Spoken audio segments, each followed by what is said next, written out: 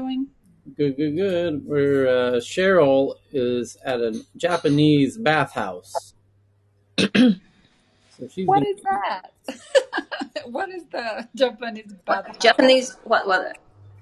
Spring? Yeah, There we Onsen. go. it's called an onsen, and Uh, Morning. what BB is referring to is the fact that there's more than one type of Japanese bathhouse.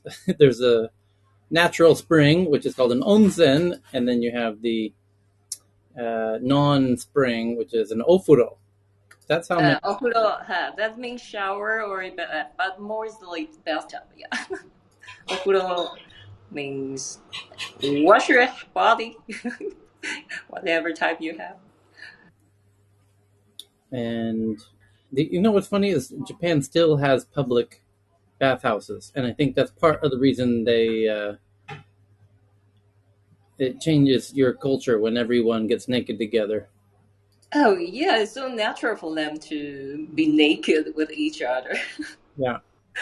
And Not happening with me. Not happening. You know who- That's what Messi. everyone. Oh, Oh, sorry. the I was oh, Finn, go going to say ahead. No, the, go ahead. that. the Scandinavians do that to a degree too with the Well, sauna. actually, as you know, Tyler, everyone thinks we do, but we actually don't really. Either you might have a sauna with a towel wrapped around you with your friends in a like at home, but it in the public bathhouses, it's bad enough that it's. I was going to say bad enough because I'm with you on that one, Messy, but it's so definitely divided in all the public bath. You know what I mean? Houses and sauna and steam room. It's always It's always at least men and women and men separated. But they always say to us, "Oh, you all go swimming together naked." Not really.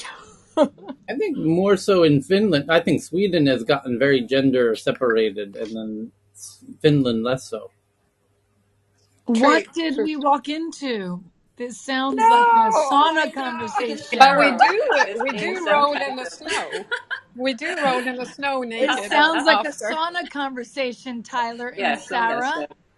It's not. It's You not can, tech news today. Oh, you can blame Cheryl. Tyler, Yes. Tyler, I tweeted at you. Did you see what I just tweeted at you? The live stream that's going on right now Um, I on saw Ben. YouTube. All I saw was Ben's comment that it's silly. Basically, Kathy Woods, Jack Dorsey, Elon Musk are actually streaming live right now about Shiba Inu being used, being a coin that he's going to be working with. But they're talking about renewable energies and all that other fun stuff as we've kept the conversation going since last year. Well, hang on. So It's a live stream going on right now. I'm watching it, but the thing that's very weird about it is that the four participants did an event 4 months ago, the B word, Yep. and they're sitting in precisely exactly, not close, but precisely exactly the same exact locations that they all sat in last time, which makes Elon wasn't on that last one. It was only Jack and it was Kathy Woods wasn't on that one, was it? wait. Not only were they sitting in precisely the same spots, they're wearing the same clothes, which makes me think, Adobe Is it a After deep Effects. fake? There's a huh? program called Adobe After Effects. No. Is it a deep fake? This is pre-recorded from from 4 months ago. But it's probably being used as an entry to the stream that's coming after, is it not?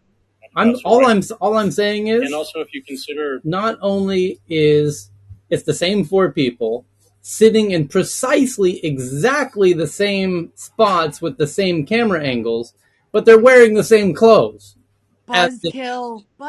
Maybe they just really like to wear the same clothes. I'm teasing. But this is just super highly unlikely statistically. That's one in a million. So this has to be recorded 4 months ago, at the same time that they did the other B word event, and they say we have been sitting on this and decided to release it or whatever. But then that goes back to show you that some of this stuff has been pre-planned, Tyler. Yeah, I mean, this is where I think Jack and Elon got together in the back end and started making their Twitter plans. And what are they talking about? I mean, in the video. It's on Here, Tyler. It's on. hold on. Not only are they sitting in precisely the same camera settings with the same clothes, and Jack's in a very warm location, He's in Costa Rica. right? But Elon has the exact same dreary, tired mannerisms that he had last time, where he seems kind of bored, tired, like he looks like he hasn't slept much in a few days. He has that. Guys, this is a clear scam. It's just a clear typical crypto scam. This is just somebody has just processed And that this previous is live why stream. I tagged Ben. Yeah, of course. I mean, of course it is. Somebody's That's why I was waiting for Ben, they've just done because I wanted Ben's commentary. Yeah, they just processed the previous live stream with whatever technology. I haven't looked at it in enough detail to tell whether you need deep fakes or just After Effects. Bung some stuff over the top, and they play it live. Stuff like this is playing live on YouTube 24/7 for Bitcoin. But all sorts of scams out there trying to get people to invest in stuff. This is the Shibu team just trying to get some more publicity. Cool. Hustlers. They're hustling. It's hustle season for sure, right, Ben? Yeah, but you see, when you hustle like this in the corporate world, you get sued because you're saying things that are demonstrably false, and you have a lawsuit put against you. When you hustle like this in the Bitcoin space, well, that's the beauty of decentralization. Bitcoin There's no court. And by the way, well, there's a dark side of it too. Though. That is the dark side too. Is that if people are saying things that are demonstrably false, they don't get sued. Well, until we develop a decentralized court system.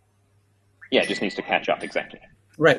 Tyler, this is also very interesting because remember I said that Jack Dorsey announced calmly, like he talked about decentralizing Twitter at the Bitcoin conference in Miami last year. Yes. And also it's really very interesting because I really am sort of leaning into the fact that they probably already had this somewhat strategically planned, because why would he be so calm? I mean, like, do you see what I'm saying? Like, he already knew about this. He already knew, yeah.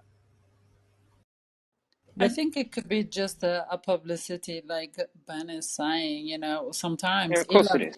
Yeah. Elon says these things whenever he wants to grab attention as well.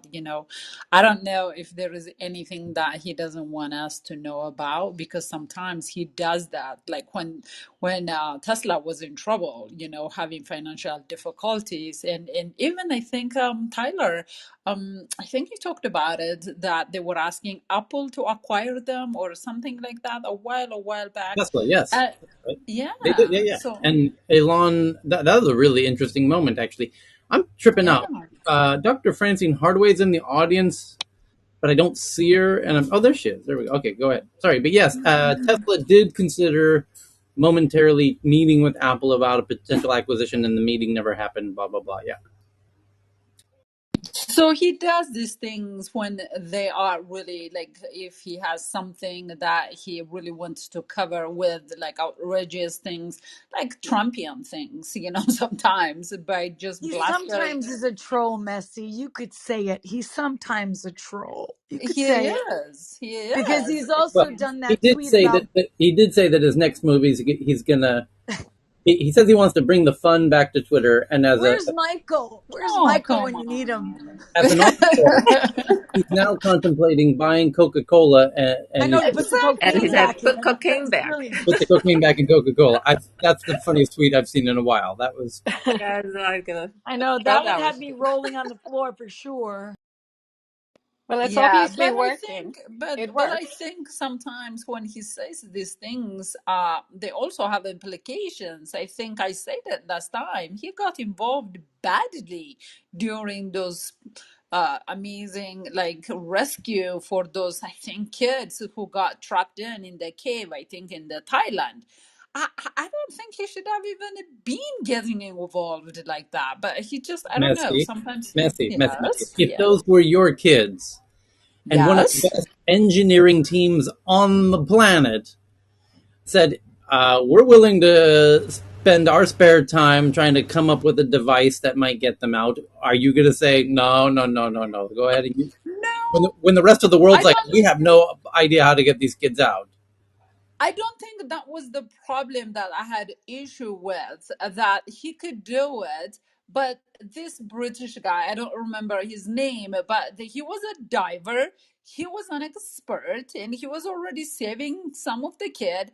And yes, great. Granted that I think whatever machine that he was offering wasn't apparently the right one for that thing. Okay, they accepted it. And all he said was, it's not working. It wasn't functioning and it wasn't deep enough.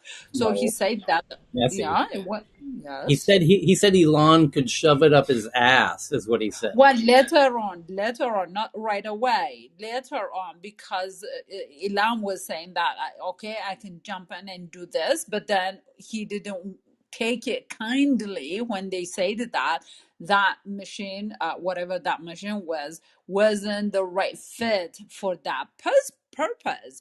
And Right. all of a sudden, he was getting on a fighting match, a word of fighting with the person. That's all I was trying to say. I think it's great when someone tries to help something, but you're not an expert of everything. If someone says, okay, this is not working, you say, and be magnanimous and say, okay, I was trying to help. Right. Instead, he starts calling him names and stuff. No, you have your facts out of line. There were no names called until this guy told Elon he could shove it up his ass. I think there was a name. I think I will Google it. There was a name he gave him. He said, okay, pedo guy. He called him a pedo guy. Yes, that was the Yeah, name. as a response to him saying he could shove it up his ass.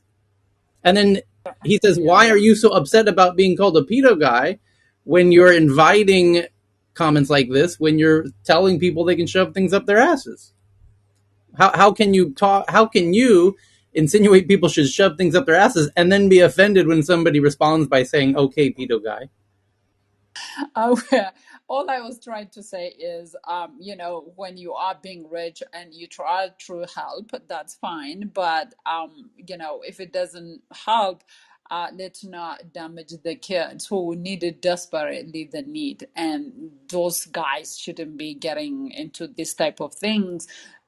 Be focused on saving the kids. That's all I was trying to see. That's all. But I mean, he does things. If you remember, even when he was trying to take, I think, Tesla back to private, he said some word or something like that. And then I think he got fined by SEC, if I'm not wrong. I mean, it wasn't a big money, but I think that tweet by in itself did cost a lot of money and a lot of turmoil. I don't remember the exact detail of it, but I remember there was a ton of things, and then SEC said that you cannot do this, and I think it caused That's because he said he had the funding for Funding something, if secured. I recall. Yeah, to take it private with to take it The private. Saudi Yeah. fund, that he'd secured the funding necessary to take it private at 420.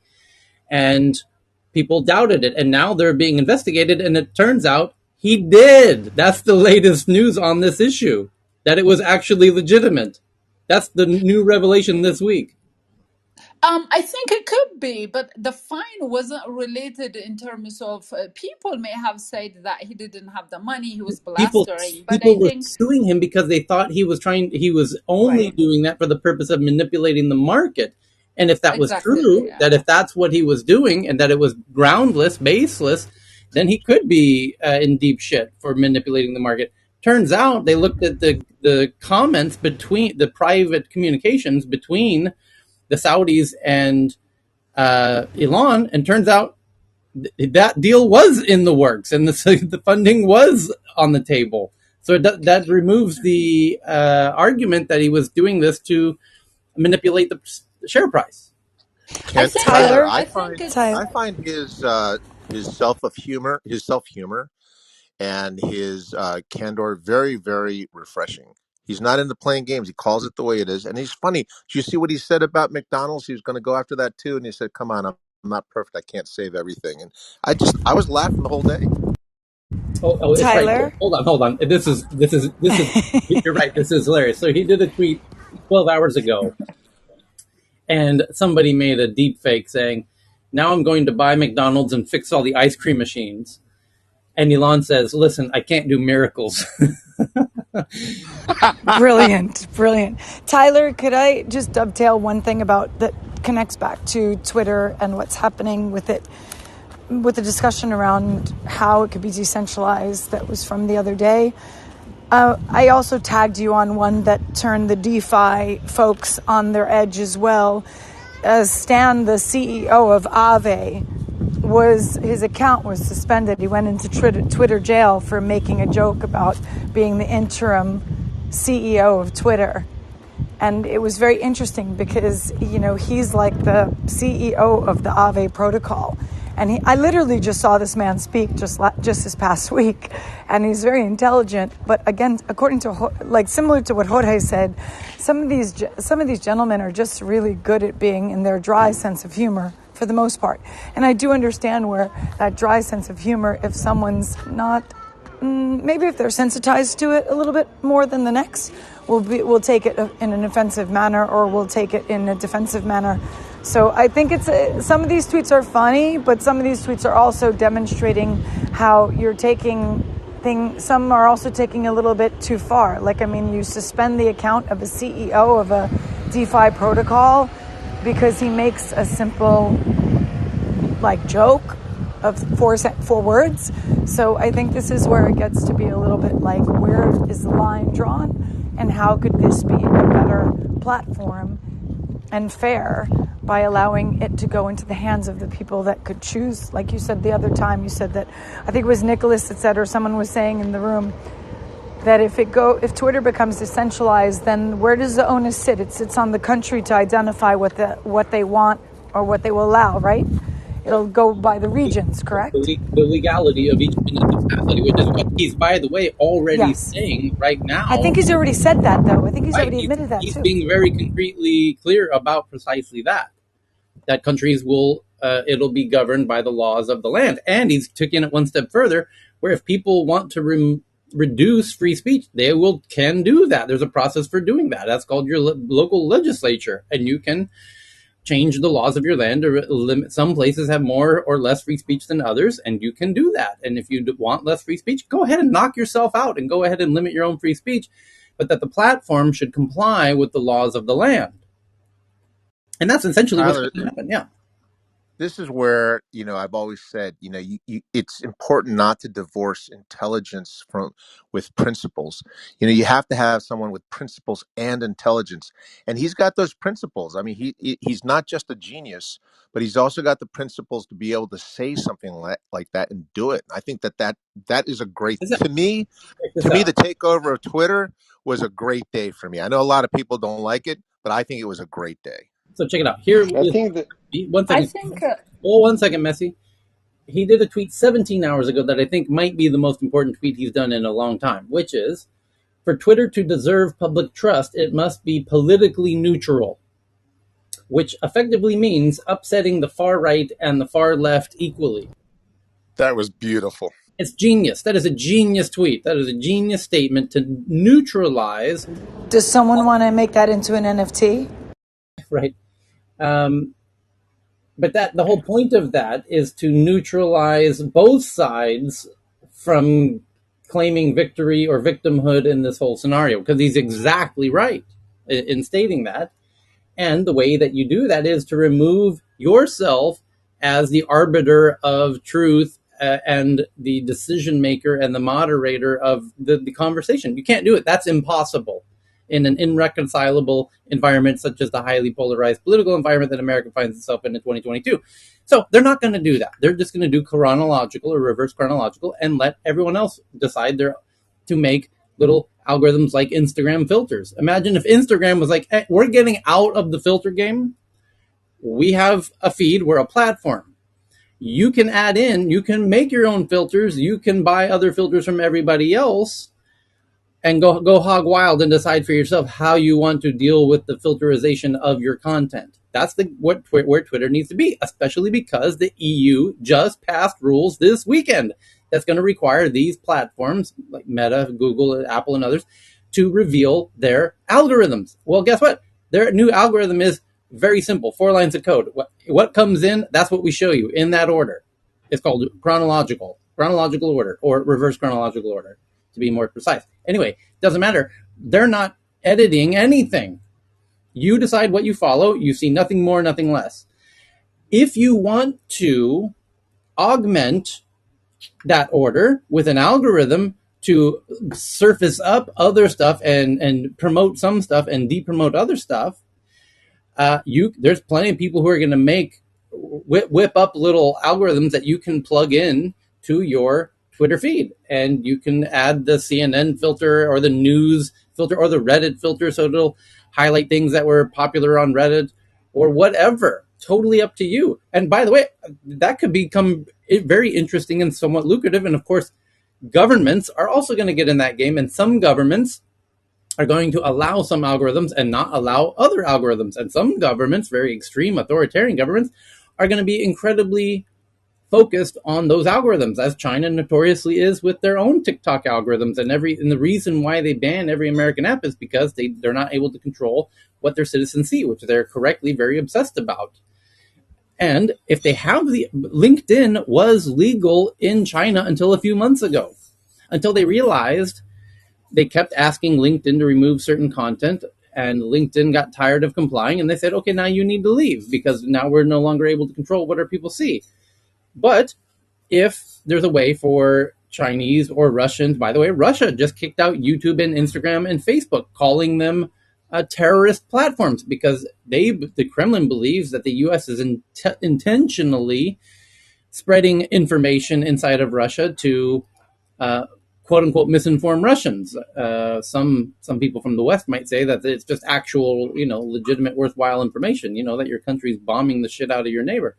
But Russia doesn't like those narratives, so they're banning those platforms. Well, TikTok's still working in Russia, and that tells you all you need to know, which is that China is doing the content moderation that Russia requires them to do, or they've given Russia the ability to moderate the content.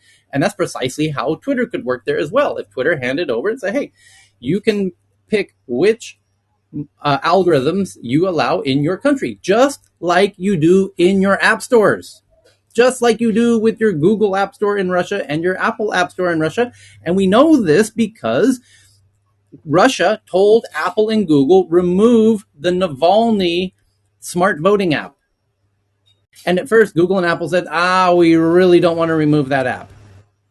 And Russia said, right, well, we're going to go have a little chat, a little tea time with your employees that we forced you to have in Russia, in Moscow.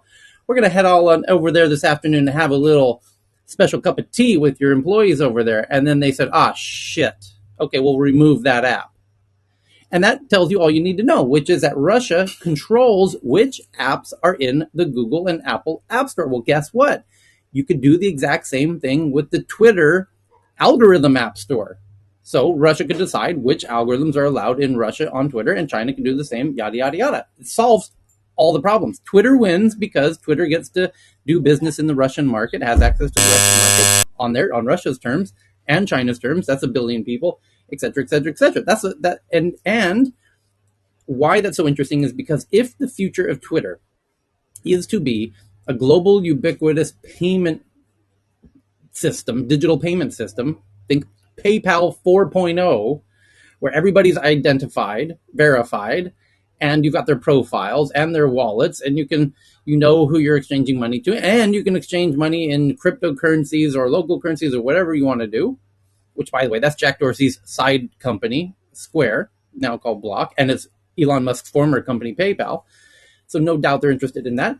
Then you do want access to all those Chinese people who might want to be able to, or Russians who might want to trade money with whoever. And America might say, no, we don't want Russians being able to trade or Chinese being able to. It gets very crazy from there on out. But as a payment platform like PayPal or Square, you do want to be able to access as many people as possible and leave the content, get yourself as far away as possible and remove yourself as much as possible from the political landmine of or minefield of content moderation, because that's a death zone that you cannot win, and you don't want to be playing that game, and you don't have to. You can be a totally neutral protocol like SMS and email.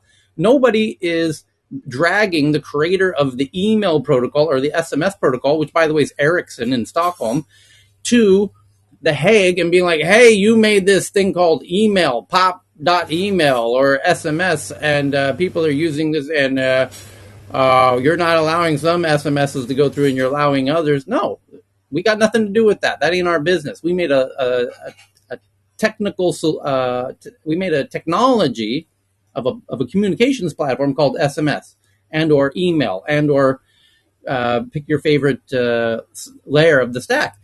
And now you are in no hot water at all. You're no longer having congressional hearings about anything. But the people who do control the on top of email, then that's where you get yourself in the political crosshairs, where the politicians want to know, who are you silencing, who are you not? Are you working? Are you for us? Are you against us? Blah blah blah blah blah. So Twitter's got, and I think Elon knows this, and I think Jack Dorsey knows this, and they've given very unambiguous hints that they understand this and know this, even recently in their own Twitter accounts. So it's a rather not difficult prediction to make. And I think that's why they are confident in making this acquisition at this time, because they know they have a solution to what used to be a very difficult problem. And well, let's see where it goes from there. But Tyler, yes, go ahead, Karan. this is going to fail the whole purpose. So look at the scenario. Moody was able to sort of like complain to Twitter that, like you're giving too much followers to Rahul Gandhi. That's a great example. So just slow it down. Yep. And then they just kind of like slow it down in the background. And then Rahul Gandhi actually comes to Twitter and say, oh, this is what's happening. I'm going to take it to the public. I'm just going to actually just, blast it out all to my followers that this is what the Twitter is doing. Now, in this scenario, the whole purpose was to actually keep that not happening to the Twitter. And now, the government in that geographical region cannot actually go to the authority and say, you do that for me. And then the complainant cannot also go to the actual central authority to do this or complain about anything. Now, the only path left for this whole, in this scenario, what you have just mentioned, to actually block the whole thing. Now, that is failing the whole purpose of actually taking it to the decentralized way for the free speech. So ultimately, what's going to happen is, the government is going to go willingly killing the whole, connection to the whole thing. So that's just failing the whole purpose of actually taking it to the, decentralized. Well, I like your example of India, because this is precisely why Twitter doesn't want to spend absurd amounts of money in 1,500 people on a content moderation team that they should have no need for, honestly, to comply to the whims of whoever happens to be in power in India on Wednesday. Because Modi currently today is saying, you're just have your email inbox is flooded endlessly by each country. India alone is sending 10,000 requests a year. Some countries are sending 100,000 requests a year. This is dozens of requests per day per country. There's hundreds of countries. This is not what you want to be doing. This is not what Jack Dorsey thought of when he created Twitter. This was the last thing from his fucking mind. This is his idea of a very bad time. He wants nothing to do with that, and he's found a way out of it, which is you can stop emailing us. We have no control at all. We only do chronological. If you don't like that, there's nothing we can do about that. We can't control what people follow, don't follow, whatever. You have control of which algorithms are available in your app store, your country. If there's an algorithm you don't like, then you can remove that. If there's algorithms you like, that's fine, whatever. But we don't make those algorithms. That's not our code. It has nothing to do with us. Go talk to the people who make those algorithms, and you can decide which ones you allow in your country or not. Just like countries determine what the maps look like from their perspective. So when you're in India, the lines of the map of India look very different than for the Pakistanis. The lines of the border between Pakistan and India look very different when you are at an internet cafe in, Lahore than if you're in New Delhi, because Google Maps is complying with both sides. Similarly, Twitter will comply with India. Which algorithms are you going to allow people to add to their Twitter experience in Pakistan or India? Up to you. but leave us out of it. It has nothing to do with us. Google isn't actually drawing the lines of the actual map. They're just saying, "Oh, what do you want? Fine, that's up to you." But stop emailing us endlessly about fixing every little thing that no longer has anything to do with us. And Twitter needs to get out of that game, especially because of the reason of the polarized political environment of the U.S. at the moment, where both political parties are obsessed with how Twitter's algorithm. So is the EU, so much so that they're now forcing them to be transparent about something they legitimately can't be transparent about. But the only way out of that is to be like, no, there is no algorithm. It's gone. We destroyed it, and we're letting third parties make their own algorithms. Now you can go talk to them about them forcing them to be transparent about their algorithm. Here's their email addresses. Have fun. Tyler, I would love to see an additional factor added to this. And I've been trying to think through it in a way where it couldn't be corrupted in some sort of way, but some sort of analytics where users vote on content, and based on the vote, if you're looking at another user and you want to determine whether or not you want to follow that information, or whether or not that information could be reliable or not, it would show you other people that you follow, or other followers of yours, and how they've voted, or how overall people have voted on this particular person, whether or not they believe the content from that person is accurate or not. And I think the problem is also, these are amazing, amazing solutions.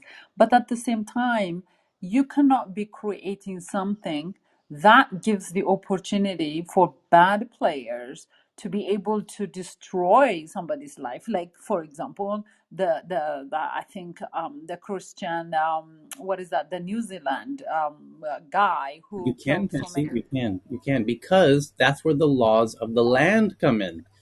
For example, there are certain laws about what people can say and not say in America Exactly, and everywhere. exactly. And the government can then go to the platform and say, hey, that's against the actual law. It has nothing to do with, there is a law that you can say this or can't say that.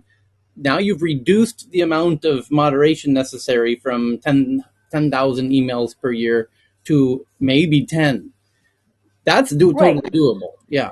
Yes, exactly. But my whole point is that, when you create a product that gives a tool, a way for some bad actors to do something, you will be responsible at some point. It is like the gun manufacturers have been being protected by a party, but now getting even sued, paying even victims now, because you can't say, well, I made only a gun, I didn't give it to them on their hand and they shot it, because some mentally having mental issues, some people can kill, or some people are just evil.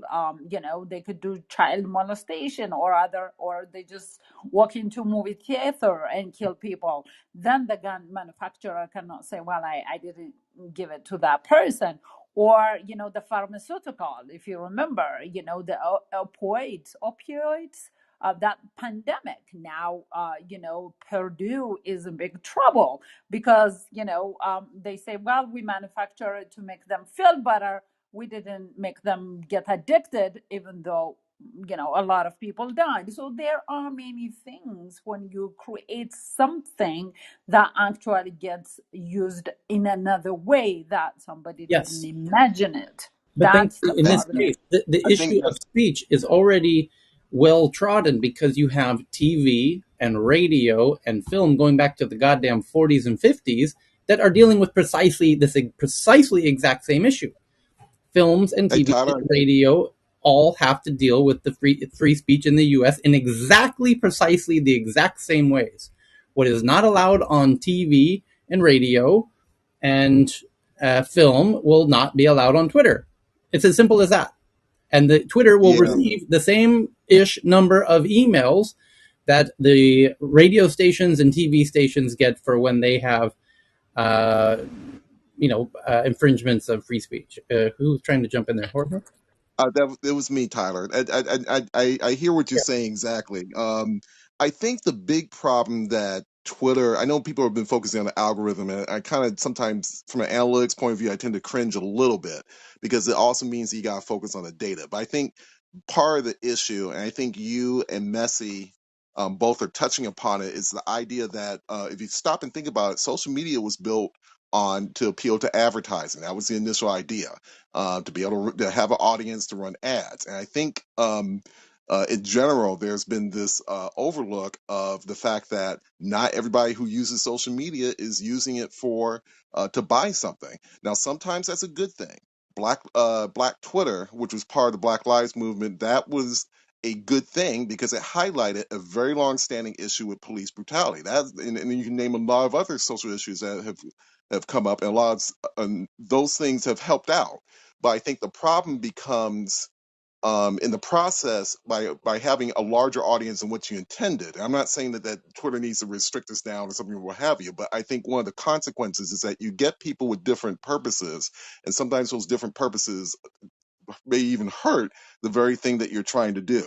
And I like Annette's, and I want to say real quick, I like Annette's point about the analytics as well too, because for a long time, the analytics was not really that great for a lot of the social media platforms. Many people in advertising remember Facebook getting in trouble for even faking a lot of the metrics that they were supposed to be providing for the big advertisers that they needed to build that platform. So I think it's a big tipping point, and I think this whole thing with Twitter and Elon is just a reminder that it's not just about advertising, and if it's kind of the consequence of building the scale and what happens when you attract this large audience, but um, you know everyone who lingers around is not necessarily trying to buy your product. And I hope that helps out the conversation. Yeah. It's, by the way, the second biggest story of today. Let's just jump right to them. We're going to skip the biggest story of the day, which honestly isn't that big, and go to the second biggest because it's exactly a nice segue from Pierre's point here. So the second biggest story today is from the Financial Times. In an email to advertisers, Twitter sent an email to all the advertisers who advertise on Twitter, and they said that we insist that Twitter will remain a safe place for brands after Elon Musk's takeover, as some groups predict rising toxicity. Yeah, well, that's all the Twitter haters, which is a lot of the mainstream media, it seems, at the moment. Campaigners and car manufacturers among groups to express concern over Tesla's cheap $44 billion takeover. Why car companies? Well, because they compete with Tesla. And they think, oh, well, the owner of Tesla just acquired Twitter, so we're fucked. So Ford and GM, all the car manufacturers assume we're not going to be able to advertise on Twitter in the way that we used to previously because it's now owned by the same guy who runs Tesla. So, That's a great point. It's a good point that I hadn't considered, honestly. And we will find out. And what I predict is that Elon will go out of his way to make an actual example of this. He will use this as an opportunity to demonstrate neutrality, actually. And because they don't like. Oh, go ahead, Tyler. Sorry. No, well, one other point was Jack Dorsey in his little tweet thread where he kind of shared his views on the Twitter acquisition by Elon, celebrating it. Said in one of his one of the tweets of the thread said that where Twitter went off the rails was when it became beheld to Wall Street and the ad network model, meaning Twitter for the first several years had no business model.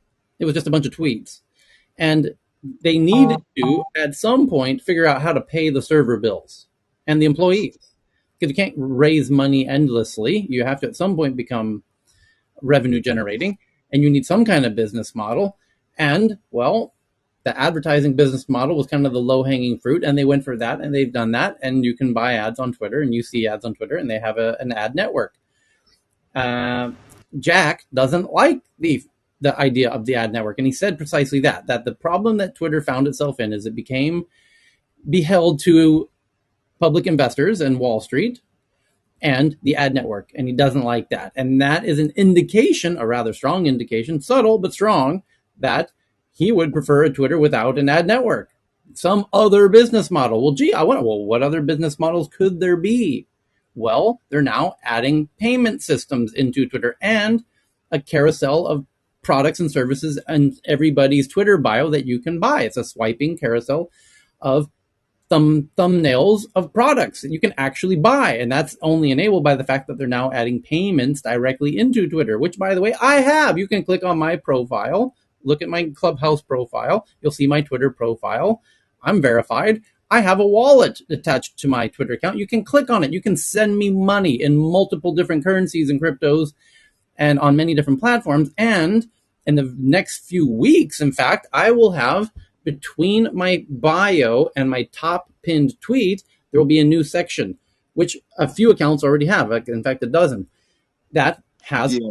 swipeable products that you can purchase without directly. And that itself could be, that's called social commerce, by the way, the hybrid of social media and e-commerce. And in parts of Asia, namely China, it's huge, like crazy fucking Amazon huge, like way bigger than Twitter huge. So that could be substantially bigger than even Twitter's not so impressive advertising model, because frankly, the ads on Twitter suck ass. Have you ever actually seen a promoted tweet on Twitter that actually provided any value at all to you? The matching algorithm, just by comparison, when you're on Google and you see ads, those ads are usually pretty targeted, I gotta say. They're somewhat relevant to your interests. Facebook, notoriously so, to a degree that people get concerned that Facebook's listening to their conversations at night. Twitter's not so much. In fact, there's Yeah. almost a comedy show how bad the ads are on Twitter. They're totally irrelevant to you as a user. And maybe for the better that they just scrap the ad model. And now that they become a private company, they no longer have to worry about meeting quarterly earnings reports anymore. They can go ahead and take time and recalibrate what the business model of Twitter should be. And oh, what do you know? The two guys running Twitter for the most part now are guys who focus on digital payment systems. Could I Namely, ask a question about yeah, unintended consequences, Tyler? of course. Yeah. So if you follow the logic of what you've been describing, and I can't find fault with any of the logic, what's going to happen is that given this nation state partitioning and balkanization of Twitter, that advertisers will feel safe and free to advertise more on Twitter without risk of getting in trouble with a CCP or Putin or whatever. And it will become a tool of reinforcing autocracy or democracy, choose your poison, and anywhere in between. And the unintended consequence that I'm trying to figure out is, today in China, if you use WeChat, you know that you can't say certain things. But if Twitter comes along and that becomes the norm, the people inside these balkanized firewalls of social media and internet in the various autocracies around the world will have to travel to do a side by side comparison of any sort, with what they can do on Twitter and what their cousin can do in the US or an African nation or whatever. And that will have a knock-on effect on visas and travel. So is it conceivable that this facilitation of the balkanization and firewalls of communication within autocracies will have a cascade effect on who gets to travel and who doesn't get to travel to actually see what the rest of the world is like? It's an interesting question, and I'm good to see Nicholas jumped in here. The currently immigration stations at airports are now, I'm noticing as a somewhat frequent traveler, are becoming very insistent on your social media profiles and wanting to review them. And I just know I had dinner very recently with somebody who went to Myanmar, and they had asked for some kind of social media profile on the immigration application. So does Thailand, by the way. And Thailand's done that for quite a while. And she and her two friends put their Facebook profiles on the application and didn't think much of it. until they realized they were being followed everywhere they went in Myanmar. And it got weirder from there until they were confronted by the fact that the three of them had liked uh, a Facebook group related to Myanmar democracy many, many, many years ago, 5, 6, 7, 8 years ago, that they had completely forgot about. I mean, who remembers all the Facebook groups that you like, you know, kind of in one ear out the other? And that's why they were being trailed. And I imagine that that is going to become more of a thing. It's going to become more digitized, where governments are going to become very sensitive to, and they're going to need tools to automate that process, so to raise red flags about, by the way, watch out for Israel to be an absolute world leader in precisely that technology, because anyone who's ever been to Israel, and I have, and by the way, I highly recommend everyone go there. It's a what a fantastic opportunity! What a mind blowing special trip that is, that everyone should experience. But one part of the experience is experiencing yourself at the airport how incredibly seriously they take immigration, and the combination of security and immigration in Israel is unrivaled. My God, that is some highly educated immigration system that they have there. Japan as well is incredibly impressive for other reasons. It's incredibly organized, but the Israeli one is, wow, they really understand who's arriving there, and more than you would ever imagine. And it's very, yeah. But the combination of the technology. Hey, Cheryl, welcome back.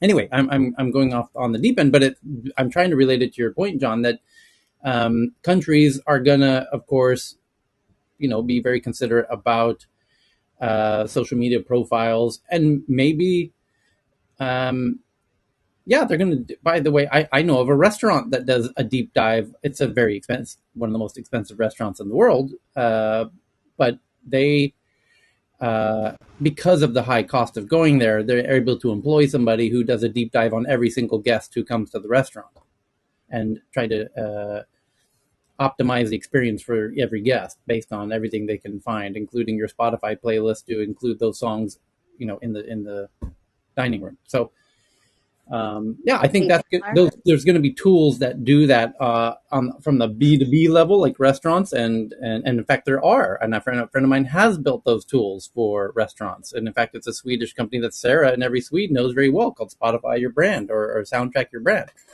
which they've automated the process of recognizing if you have Spotify on your device, getting access to your playlists, and generating a playlist for the restaurant automatically. Like coffee shops and Starbucks, for example, can optimize their playlists automatically based on who's in the cafe in real time. And they've done tests to show that if you play people's favorite songs, they tend to hang out there more and buy more. So there's a real financial interest in doing this, and you can extrapolate out how countries might use similar technologies. hey, Tyler. There's somebody that's been very active in the chat. Her name is Victoria, I think Princewell. She would be really valuable to bring up to stage. I think she'll give a good different perspective. Okay. Yeah, Tyler, I was gonna say that already the US is asking for social media profiles on your application, because I've had to do that twice now. And I wouldn't be surprised, because now you're seeing companies being used. Like the one I know of is called VFS. They process Yeah. these applications across Africa and other countries for Yeah. multiple embassies, Yes. and they're also asking for that information. And these are technology companies. They're like, I kind of call them like the Accenture of visa applications, Yep.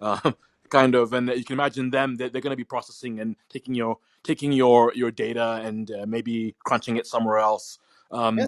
Actually, the other They're even thing, taking I your think bank COVID has statements. been a Hey, I actually think Mobana. COVID's been an accelerant for this, Tyler, because obviously going to the embassies, tons of people going. That's a high risk for the consular staff to to catch COVID. So having someone in between who does not only the processing of the application more efficiently for a fee, but they also kind of maybe do other things, vet you before they even get to the application. It's Yeah. going to be definitely in the future.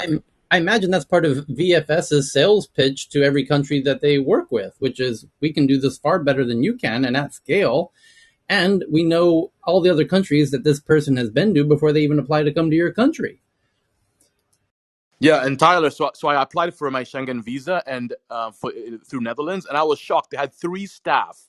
This is on Monday, just 3 staff doing biometrics, the application, and one security guard, and this place covered 6 countries, right? One VFS office VFS, covered yeah. Netherlands, Belgium, Denmark, Oh, whatever. they And do. this is in Tanzania, by the way. And they have other offices for UK in the same city, like 2 or 3 Yes. different For branches those, of the same company in the same city doing different countries. I'm intimately familiar with VFS, and for those who aren't, if you live in a developing country and you ever want to go to the West, you assume you're going to contact the embassy of Sweden if you want to go to Sweden, and the Swedish embassy is going to say, no, no, no, we use VFS.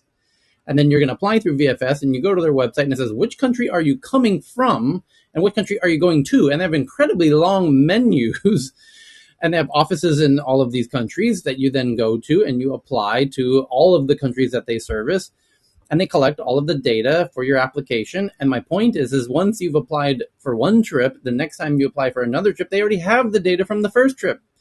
So, and Mabwana, can you confirm that they requested your bank statements? Yep. So I already applied through VFS for my UK visa before and previous Schengen. And when I log back in, I'm like, oh, it's just like any other account, right? Any other software as a service account. You open up and you go, oh yeah, I remember I applied, 3 years ago, 4 years ago. Yeah, and so they ask for your bank statements. They ask for a ton of different things. Right. But so I actually think it's really convenient. I think. I mean, obviously, because if you're applying lots of visas and traveling a lot, it's really convenient. It can feel a little bit over too much. And I think they still have a long way to go. They could do so many more things, right? For example, they could make it super easy to buy travel insurance to that country. I don't know what travel insurance I might need or what works for the number of days I'm staying, and they could actually make even more money around travel services that you need to go there, right? I mean, the other thing I find pretty funny is that they even have print services, right? So, because often you have to submit all these tax documents, and you don't necessarily have time to find who's near a printer these days anyway. So they even upsell you to, hey, do you want a concierge service, a room with a printer, and they could say, hey, you want a glass of champagne here, and then of course all the other things like you want us to courier your passport back to you, ASAP. They could make a ton of more money with that added services on top of this. So what they already do. I know what you're speaking of. As you get towards the end of the rather impressively long application process, there is an upsell page of all these extras that you can add to the price of your registration fee, and like printing services and parking and all And, those. and Tyler, like this is what's interesting. They might be able to even use that data to inform whether they should give you a visa. I think they could. They can be like, did this person ask for anything? They can start to really monitor how you're, and behaviorally understand what drives a good visa applicants, right? Yeah, and of course, the more you use the system, maybe the more likely they are to give you a visa. Who knows, right? And also, I think the more so those who travel more, other countries may be able to piggyback on that, right? Particularly if VFS, it actually makes it easier for smaller countries to process. Because, for example, Portugal doesn't have an embassy in Tanzania. Portugal is a country that's not that prominent across Africa as far as embassies, and so they can't have one embassy in every major city in Africa. So they might be able to piggyback off that, and so it actually helps a lot of these smaller countries as well, part of the Great EU, point. etc. Great point. Well, Portugal has a lot Just of a treaties. question. It has one of the most treaties with countries, so it's one of the best passports to travel without needing any visa. And the other layer of protection is when you're from Portugal, is that Portugal doesn't release any data about you. So when we applied here, and the government here asked if you try to work for a government and you need security clearance, here the government asked Portugal for records, and Portugal doesn't give them out. So Germany, however, did, because we also lived for a long time in Germany. So Germany does, Portugal does not. So if you want your data protected, the other layer you can have is to choose your citizenship, right? And Buana, I was just wondering, I mean, I never used them. I have Canadian passport, so I don't need that much visa in many countries. But I know that family members from Ethiopia or other places, they get rejected on the basis of sometimes, for example, that they may not come back or blah blah. So I was just wondering, what is that? What did you say? The visa service? Do they Yeah, have it's called VFS. Yeah, VFS? it's Okay. I haven't looked Okay. at the testimony. VFSglobal.com. Yeah.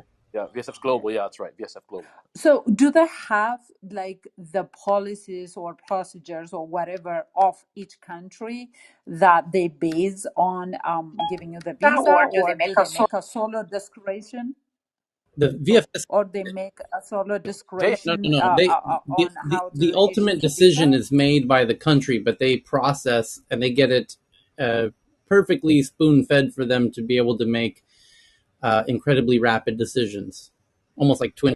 exactly, and they make that very clear in the offices. They say we do not decide your visa application. They really do go out of the way to make sure that they tell you that. I mean, look at it. Messi, look at it as like, imagine you're using an HR recruiting platform to just source candidates for you and screen them that they're fine. You used to make the decision who to hire, an interview, etc. If if you need to interview them, of course, But and so VFS Global is almost the same. Like they're kind of just because you have so many applications. You'd be, I mean, like I was surprised. Like even on like a slow day, they had just so many. Like it's a 9 to 5 operation, and they told me that they often go home at like midnight. Processing all the applications way after the door Where do you think closes. they Right. store the So data? can you imagine some of these countries how overwhelmed they get with the embassies and how, so yeah, so they offer it's an important filter and mechanism for a lot of these embassies. You think they store the data securely? I don't think so. Actually, And maybe I so there shouldn't say you that go. too So loudly. Oh, handing that's over valuable credentials to a third party, that is the third party doctrine right there. As soon as you hand that over to an intermediary, you have no privacy. That you've just basically given away and allowed total surveillance. And I wanted to respond to the earlier point about reinforcing autocracy. I think it was John, and silencing free speech. This is, and the sort of balkanization of Twitter, etc. This is the thing that people don't understand. It's that it's an insidious, creeping surveillance that we are subjected to, because what happens is that as soon as you know this, you just stop expressing your opinion, and then only the far right and the far left express their opinions, and the middle is silenced. And it's the middle that is supposed to moderate the extremes, and that's why we are in terrible danger, because the middle has already silenced itself. That's why it's called the silent majority. So I actually disagree with this entirely, but I think it's an interesting point of view. Can you guys all hear me? I can't actually Hey, tell. your mic sounds great, by the way. We can Okay, great. Thank you. So I disagree because I think that it also comes down to how we conceive of the space we're in. I think often because social media is practically speaking amorphous, you can be doing it from anywhere, your bedroom, your office. It can be professional, it can be personal. That we treat it with the sanctity as though these are the private conversations we're having with our best friend in our bedroom, and someone has said, well, now we need to police these actually, and you can't say this. That's just not the case as a rule. And I think that if we think of any other social space that we're going to be in, where we can be heard by others, where it's a public space and ultimately we are heard by others, there's community around us, the way in which we speak to each other is there's generally some sort of framing, ruling. There'll be some kind of culture if you're in a school, if you're at work, if you're even in like some sort of social centre, like in London, the South Bank Centre. You're not going to be able to use language that someone else might find abusive, or if you do and they complain, there's going to be some sort of assessment discussion. There will already be a set of parameters of the kind of language that people expect that you are allowed to use, or they'll say that they don't tolerate, and you then choose whether you want to opt in or opt out. And I think for platforms that tend to be so central to the way a lot of people organize their lives, it is reasonable to want to assess these and amend these in order to allow the maximum number of people to have the maximum amount of agency and autonomy. And the reality is that we all come to these platforms with different levels of equity and different levels of ability to speak without accountability and retribution. And that needs to be accounted for. Prior to maybe the past couple of years, Twitter was a really terrible place for content moderation for a lot of women of color, a lot of people of color more broadly, a lot of women more broadly. And they would speak and find that they were experiencing significant levels of harassment with minimal levels of consequences to those harassing.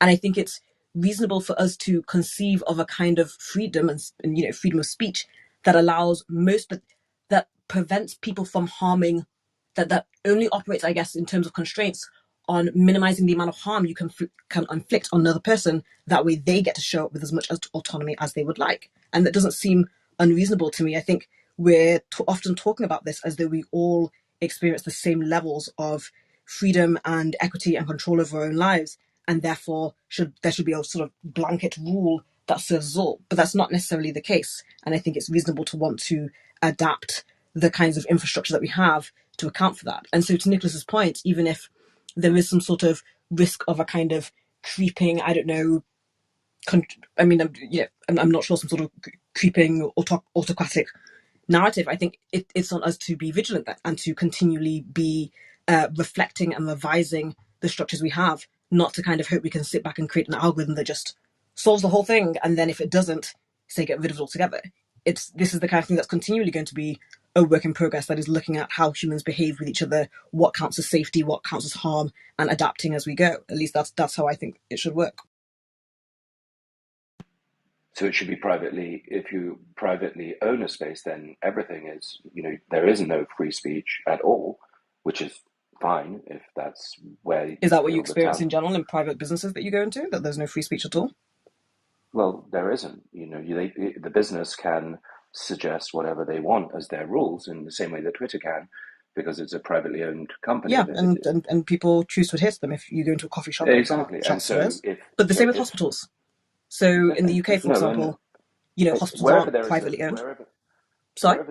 wherever there is someone in charge of the environment, then they will have charge over what the behaviors that can happen in that space. I'm not disagreeing with you about that. What I'm suggesting is that if the place that people do congregate, whether it's Facebook, I'm not talking specifically about Twitter, whether it's Facebook or Twitter or Instagram or TikTok, and that is where the network gathers, then the state, the nation state, has to decide how they're going to regulate that environment, whether it's as a publisher or whether it's as a platform. And that's But to fine. say nation state is to kind of misunderstand the way in which people are gathering, and to fail to recognize that these are much more like bipolitical platforms. And what I mean by that is that people are connecting across state lines, across cultural lines. There are allegiances that are being formed that are irrespective of where people are nationally. And so, whether tech companies like it or not, communities across these lines have gathered, and they're going to have to decide how in which they want to engage with these. But there is there's a level of responsibility they have to take, and two, a national kind of implementation of rules that are around conversations that's transcend these sort of geographic arrangements. It is not helpful, or But even they're an not. But they're understanding of how people private. are But they're communicating. private. But these are private businesses, not public goods. So the companies are going to behave however they want, and that's going to be subject to the regulations of the law of the land. That's the point we're discussing. It's saying if It the depends, right? local Because laws determine okay, what so can and that can't be depends said. in terms of how businesses work, because obviously you have businesses that are based, they have different hubs in all kinds of different countries, and deliberately are sort of navigating various different rules so as to maximize or minimize, whether it's the taxes that they pay or the profits that they make. Like, so people are constantly continually building companies that are transnational and adapting how it works in various places, either to subvert laws or according to laws. Like, it's not a matter of a nation state somehow constraining how a private company is going to run their company, irrespective of where it takes place all around the world. I would say that secondly, I mean, to my point of say hospitals, right? You have hospitals, and in particular in the UK, that are free, taxpayer owned ultimately because the community, we pay our taxes for the NHS, and there are organisations that we don't think of them as owned by one person or being a private company, and there are set rules in terms of how you behave. If you abuse your doctor, you cannot get treated by them. You may well be asked to leave. There are particular rules around behaviour in spaces where doctors have Hippocratic oaths, which tells them they have to take care of their patients. But the patients who come in still have to abide by particular rules of engagement. I mean, there's a broader conversation. I think it was in the New York How's that? Times. Let's just get back to what we were saying though. Forget the hospital. Well, let me I finish the don't. point that I'm making, given you spoke of private companies, and you mentioned that these are ultimately where the public is gathering. So, um, I mentioned the New York Times article because it was said ultimately probably better than I can, but it was a question about whether or not we need to think about whether these kinds of services should actually be non-profits, and whether we should think about actually non-profits being the way in which future social media platforms and so forth are set up, for the very reasons that Nicholas is at least adjacent to, if not directly pointing to, or various people are, about whether or not a private company can dictate X or Z and is constrained by these laws in X place, and ultimately who gets to be accountable for the behavior of people on their platforms. And given the kind of reluctance to essentially take on any responsibility for how people conduct themselves without being at risk of, I guess, some sort of argument that one's controlling everything as opposed to creating norms for discourse, then it should all be that we consider the idea of what's a public utility being ultimately a public good and a non-profit. That's, I guess, the last thing I'd probably say on that. Okay, so going back to the core of the argument, or the discussion, I should say, not an argument. I think you're agreeing. Basically, the question of whether your speech that you volunteer to undertake on a platform that is privately owned is going to be regulated by the nation state in the jurisdiction that you're active. And that nation state has to make, in the case of America, a determination as to whether you are a platform or a publisher. It is my contention that if you have complete control over that and it is not in the public domain, then people will be less and less willing to express their unalloyed opinions if they believe that they are being surveilled, which we know that they are for various different reasons. And furthermore, if the owner can be strong armed or can be levered because of their other interests, it means that you don't have the guarantees that the platform or the data that the platform owns is not going to be subjected to oversight by the nation state. And that means that there is no free speech because people are afraid of retribution, especially when that identity is connected to a bank account and to a nation state's identification or verification technologies, which is happening as we speak. So that's the only point I'm making, is that people moderate their own speech when they have to be identified. And so even though that may be a good thing in many respects, it's also a bad thing because you don't get the creation of social consensus when people don't express ideas and those ideas do not surface. That's all. I mean, so I wonder about this apparent gulf between what you're deeming retribution and what to me just sounds like accountability.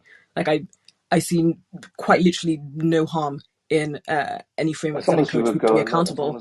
as we're going along with the current way of thinking. Well, as you If said, you people say can so, choose if you say to decide something, whether they want to opt in or opt out to a well, if you particular want to say space and what those something rules are. against But what I was the going to government, continue saying after that was that when we, you speak of the distinction between the platform and the publisher, and then you just focus on the platform. But what's interesting about the publisher is that there is always an editorial process involved.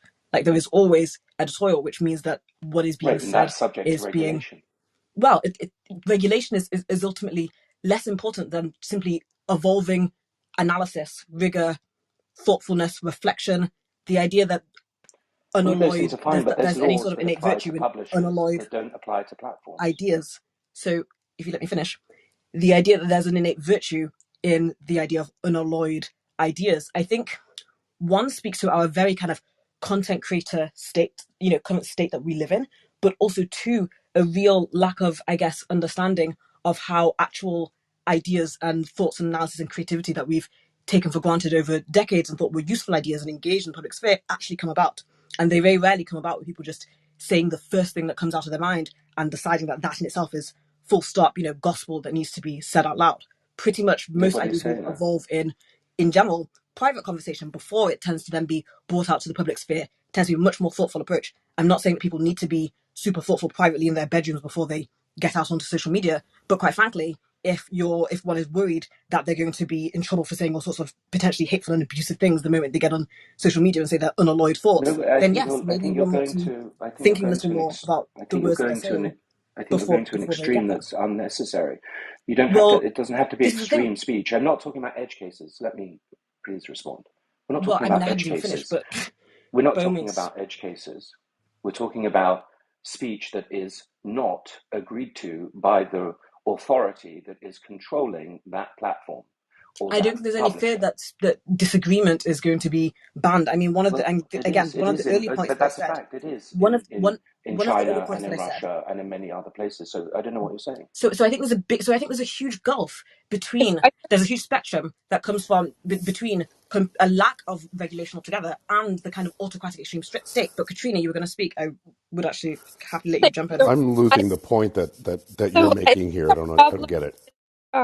That you should look at your government, right? You are living in a democracy, so you should make sure that your government has the right legislations and makes the right legislations and vote and contribute in the way everyone can in a democracy.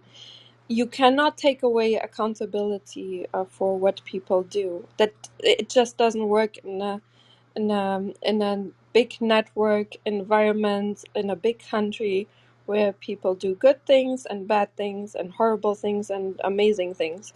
You have to have accountability. What you need is a government that doesn't prosecute his people, and that you need to go to the government and make sure that on that level it's a safe government basically for everyone. So I think we are confusing where we need to go with what problem. That's assuming you think that the government is the solution to everything, and who controls the government.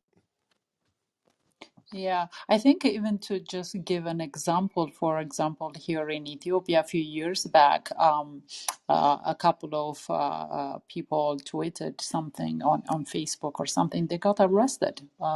9 young people got arrested. The government said that they were inflaming some anti-government things that wasn't good for the country. So they were in prison for more than 9 months. So it really does matter where you are and what type of government you have. Yeah, but that's what you have to fight for your rights, right? You cannot have anarchy. Do you ever think that anarchy will work? I mean, I was actually a punk at some times and an anarchist at some point. But realistically, I don't think it works. So, do you want anarchy? I don't think anyone here. Do you want to defund the police then? So you're not accountable if you go to the next door and rob somebody because you're fully anonymous and nobody will track you down ever? That's not realistic. Also, not, especially not in the metaverse. Because my kids are actually a lot in the metaverse and they have friends that my kids are fine because my husband he's from German Polish descendants, so they are kind of blonde and stuff, so white and blonde. They're always fine on the metaverse, but their friends from their schools, when they put their actual skin on in the metaverse, the actual skin color and how they are being they are dealing with severe forms of racism and bullying and so on. So, what do those kids do? Those teenage kids? They put a white skin on in the metaverse so they don't have to deal with this bullshit all the time because it's anonymous. And I tell my daughter to play as a boy so she doesn't get harassed by some creepy old guys every 5 seconds. So that's the reality right now in the metaverse. Yeah, you listen. I think that I'm not advocating for anarchy at all. I do think that I do believe in the principles of limited government. But as you know, we talked the other day. I mean, I believe that the U.S. has been diverging from its founding principles for a long time, and we talked about the second law of thermodynamics, which, among other things, states that over time all systems wind down and degrade. So that certainly includes the ideas that the U.S. was founded on. And I do believe in limited government, but I think that this conversation is about free speech, that particular aspect. And so I think, like, just as an example, the founding principles of America were unique and different from those of any other state at that time. I mean, it was really a miracle it happened that it was born to defend the rights of the individual. But the degradation started with very early with the Alien and Seditions Act in 1798. The government started to violate the country's founding principles almost no sooner than the ink on the Bill of Rights was dry. And since then, the U.S. government has consistently proved itself to be not the defender of individual rights and liberty, but their main enemy. And that's to be expected, of course, because it's the nature of government. Government can only do things by the act of force, and in order to have free speech, that entails um, reason and persuasion. They're diametrically opposed. So I think that I am certainly not one of these who believes that the government is the solution to everything, because when we talk about government, it's not like this holier than thou entity. It's made up of people, right? And there's people who are in government who believe other than I do. And why should they rule my life? But anyway, I think this conversation is about, you know, freedom of speech, the platform versus the publishing house, and I think that's a complicated thing. And I'm very interested in anything that's a decentralized algorithmic platform. But then again, who encodes that platform? Who sets the rules? I mean, we're back to that again. I think on this particular point, what Katrina actually brought in, it's just a very important point. I think, you know, um, let's bring in the metaverse into this whole equation. Now, we were at some point in time now, I'm not talking about like a old internet, and we are embarking on this technological, journey after the mechanical age or steam age or whatnot. But just let's just start the thought process from this point that we are actually embarking on this like virtual space. Now, we are somehow linking this virtual space back to the actual physical world. So you're buying all this land, which is being overlapped onto the actual existing cities. So I was like, the first time like I actually saw that, I was like, come on, guys. Like, I mean, this is something you can actually build from anywhere, in any dimension, in any way. And it doesn't have to be the New York, it doesn't have to be the LA. There is no gravity there, the space you are building in. It doesn't, those departmental stores doesn't have to be exactly look like what we have in physical space. The rose doesn't look, has to be look like that. Just come out of some, other thing, which is going to be just pure imagination. Now, having said that, when we are embarking on this journey to actually, going on this distributed and decentralized space, what we are talking about, and ultimately the objective is to actually have, free speech through that, because it's going to be facilitating the ultimate goal. Is that the world we are talking about? Is this, and what are the reasons for it? Now, in a pure philosophical way, there has to be some laws which needs to be, under which you can actually have some distributed and decentralized way. There has to be some laws and regulations. I mean, killing somebody is going to be always bad. Where that thing came from? Did it come from religion? Did it come from like culture? Or where it came from? So we have to look Comes at it, from that stealing comes is from going to mirror be bad, reciprocity. and all of that is going to be bad, or this, all this, talking to somebody like nicely is going to be good, smiling at somebody is going to be good. How that is going to be defined, and this is how the trickle down effect is going to be done on the actual free speech thing. What does it mean to actually have a free speech? When you actually say something, I mean, the countries have got the laws now that you cannot say certain things. So, I mean, where those things came from. So, I mean, this whole notion of actually having a free speech, we are going into this like vicious cycle of this. What we did with the metaverse, for instance, we are actually doing the exact same thing what we have in the physical world, while realizing that we could draw whatever we want. So the same thing is going to happen to the free speech. That is going to be the reaction of the actual what is happening right now, and then it's going to spiral out of the Correct. actual control. So, Correct. To follow on from our conversations over all this time, I think it's worth saying a lot of people propose these dichotomies. It has to be either all the way anarchy or it has to be, total surveillance, right? That is the problem, is that every time we get into these discussions, it's always, people take edge cases and then we can't get to the evolution of the solutions. The solution is that you need privacy.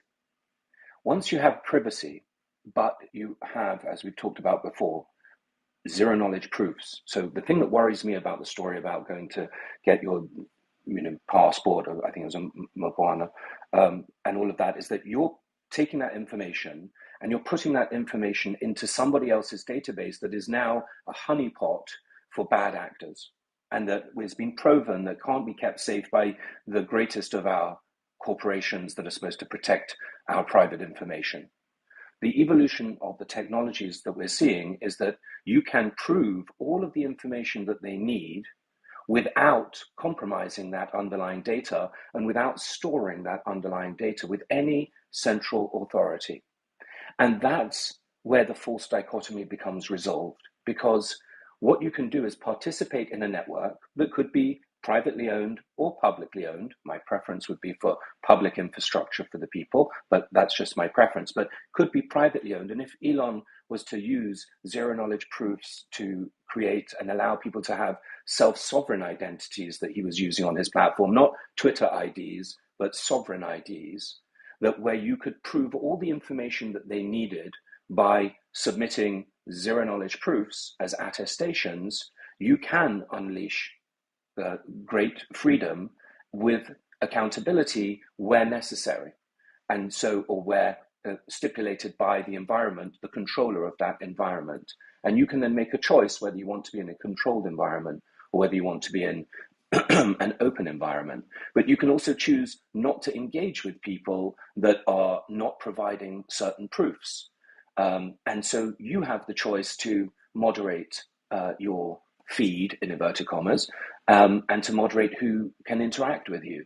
So the false dichotomy is that people believe that they're in this either or choice that actually is not informed by understanding the newest technology. So I believe that we will have a public town hall, a town square, or whatever you want to call it, and that it will be decentralized and distributed. It will be owned by the people. And if we use sovereign identity, we can have a way to moderate the speech that we engage with and the people that we engage with, and still take the temperature of the entire society so that we can come to social consensus. Because when Nicholas. people are deplatformed, you don't get public consensus because they're afraid to speak. Nicholas, I have a question for you. Okay, look, I mean, what you say sounds great. I'll be honest. I'm not either one of those extremes. I'm agnostic to everything. I have no clue what the future holds, but I do think that we're in a philosophical battle. The world's in a philosophical battle, and there's a race for time. And I get what you're doing, and in the back channel, you explained where something like capitalism would have to evolve with this kind of technology and the voting on the blockchain and all that stuff.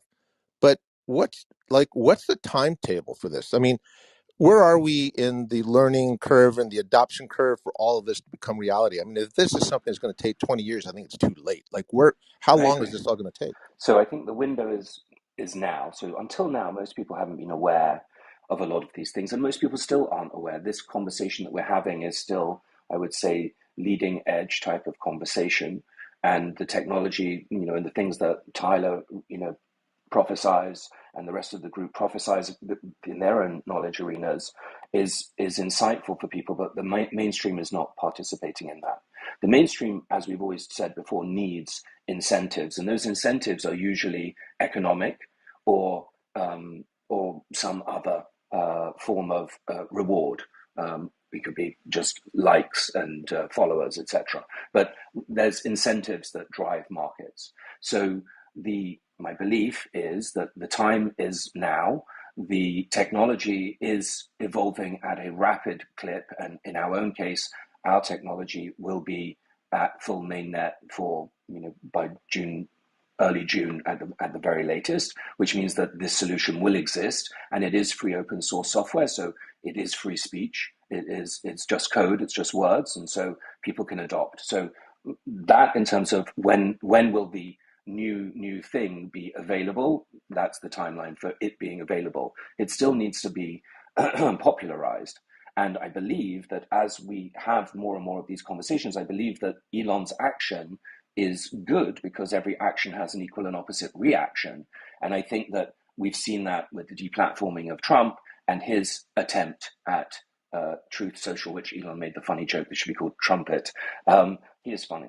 And I think, therefore, that we are in a zone where enough people will start to appreciate, A, they can own the new network and they will economically be incentivized, which is different to what is happening currently and is a good incentive.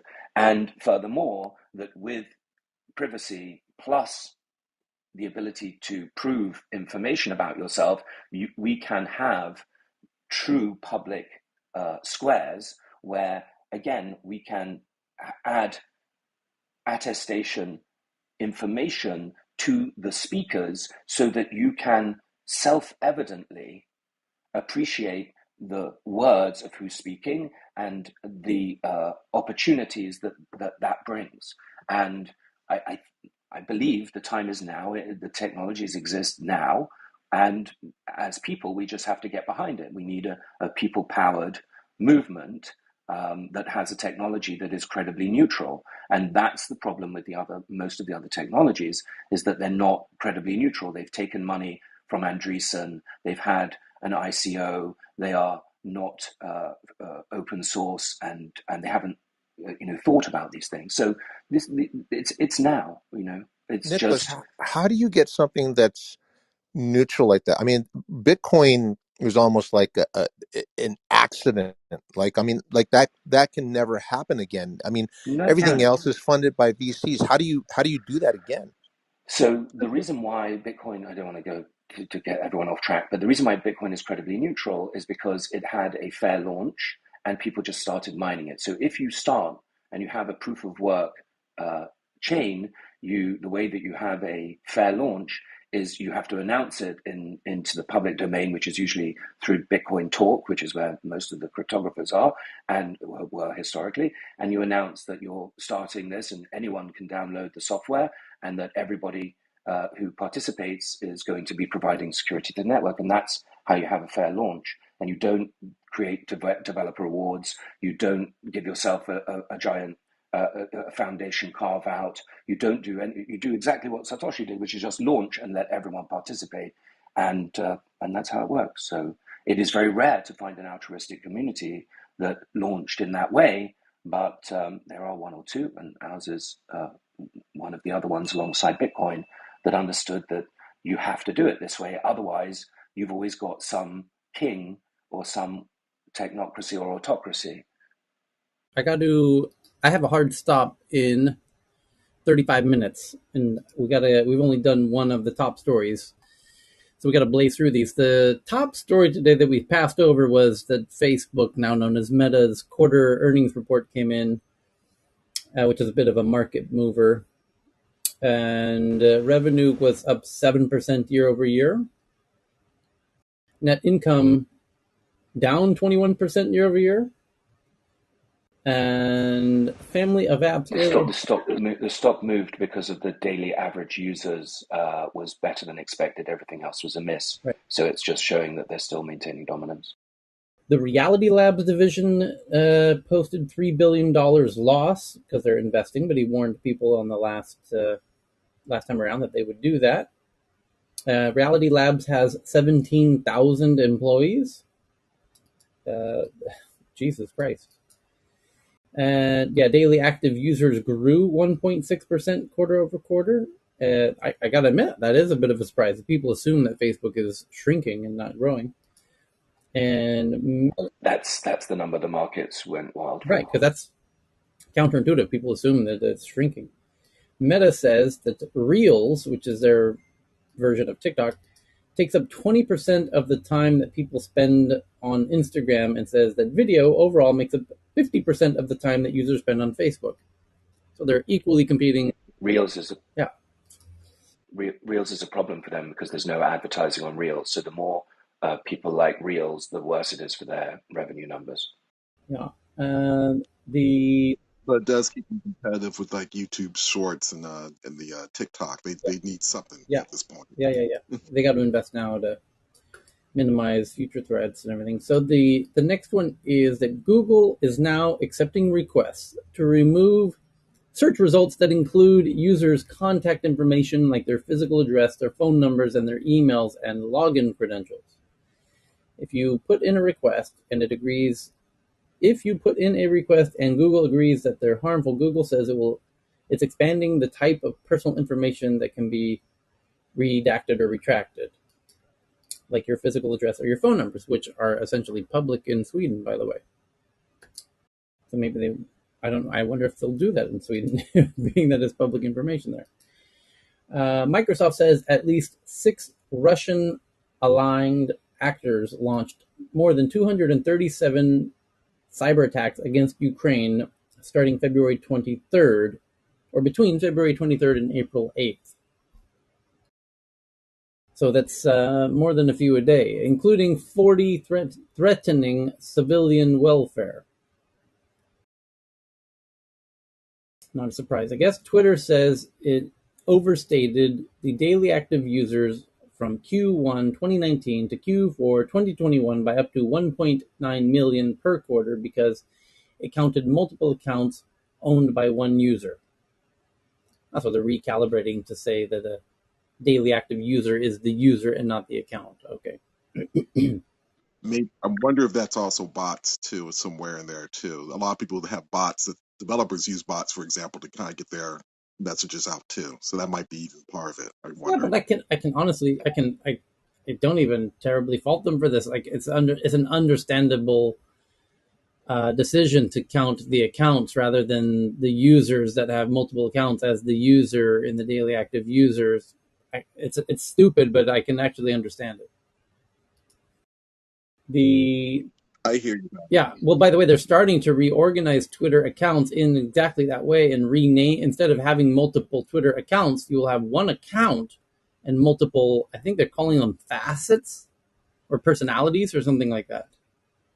So that you eventually, I know for the bots that they have to identify them as bots. I know developers have to put that in some of the description at least. So Maybe perhaps it's some a little solutions. bit like the Instagram, what Instagram does to the accounts now, because you can have a main account and then several uh, side accounts by the same email. So that will right? Yeah, solve the exactly right. yeah identification. Yeah, Yeah, so you yeah. don't need separate emails for all your different accounts. You have one email, you have one account, and separate facets of your personality. So, that, by the way, you could have a very public one with your actual identity and name that you say stuff that you're not worried about, and then you could under the same account create a different facet of your personality that's a complete jackass. That's rather, has a different image and a different title or name, where you say, the really crazy shit that you don't want to be held accountable for. Yeah, but normally for celebrities is for business account and for personal or your friend's Sure, account. baby. Sure, that, baby. That's exactly what it's for. Exactly. Yeah. Twitter is still going to know that you're the same Yeah, of person, course. no however many different email addresses you use. They can de-anonymize that very easily. Right. Hey, Tyler, can somebody just said there's no advertising on Reels? That's not true. They've had ads for about a year now. You know, Well, it might be you can have it. nascent. Yeah, a nascent ad network going on there.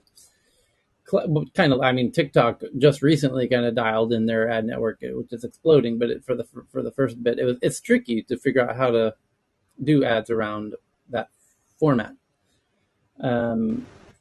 Cloudflare says it's migrating. Who cares? Google expands its sensitive ad categories, letting users limit ads for dating, parenting, weight loss, and more across its display network, not just YouTube. The company's adding to its sensitive ad categories so that you can have more granular control over those kind of ads. Financial Times says they have sources that the EU will file antitrust charges against Apple next week for allegedly blocking third parties from using NFC for Apple Pay. Awesome. That's awesome. That's good news for everybody. Why is Apple so tight on this stuff? The EU will accuse Apple of blocking financial groups from its Apple Pay mobile system. Apple is set to face fresh antitrust charges.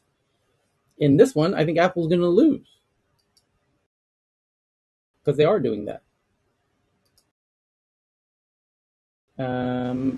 Vice says that in an internal email, Amazon now permanently lets its warehouse workers keep their cell phones while they work, after temporarily lifting its ban during the pandemic. The concession to warehouse workers follows the first union victory at an Amazon warehouse in U.S. history. Yeah, that's kind of coincidental, I think, though. Maybe not. Maybe. Hey, Tyler, what was the reason why they were banned? Was it just something about contact, or was there something more to that? That's a great question. I remember that an answer was given last time we circled around this issue, and it was like safety or some shit like that was Amazon's reasoning. Here's a statement from Amazon. We recognize the desire for employees to keep their mobile phones with them inside the factories, and the last 2 years have demonstrated that we can safely do so. Therefore, we're making the temporary phone policy permanent worldwide in all of our operation facilities. During the pandemic, Amazon temporarily suspended its cell phone ban in warehouses, but announced it was intending to reinstate the ban in January. But after a tornado struck and collapsed an Amazon warehouse in Illinois in December, killing 6 workers, and outraged Amazon associates demanded permanent access to their cell phones at work, Amazon said the suspension of the ban would continue until further notice.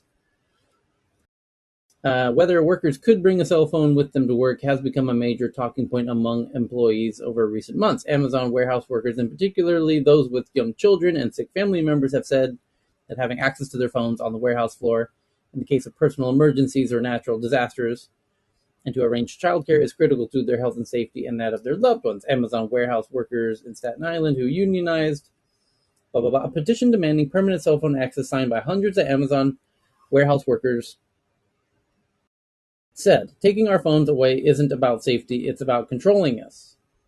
In response to news that the ban, so they don't include the why Amazon did this originally, but as it hints several times, it was dances around the topic of safety.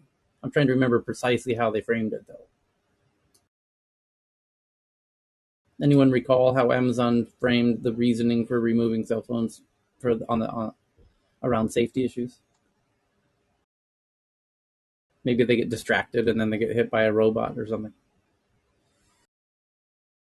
Next up, from the Hollywood Reporter, is about what went wrong at Netflix. Sources say a VP of content named Cindy Holland's departure in 2020 let Chief Content Officer Ted Sarandos prioritize quantity over quality, and things got out of whack when they lost the VP of content. Could be some truth to that. That's a very important role in the company, no doubt. I read an article a couple of days ago that what happened to Netflix could be also they really became like have a business model that can be really copied very easily, but then didn't have any kind of patented copyright. The same way, for example, what is that? The Florida one that they come up with. That's a good point. There isn't anything particularly wildly new or innovative about Netflix. They're not a exactly, yeah.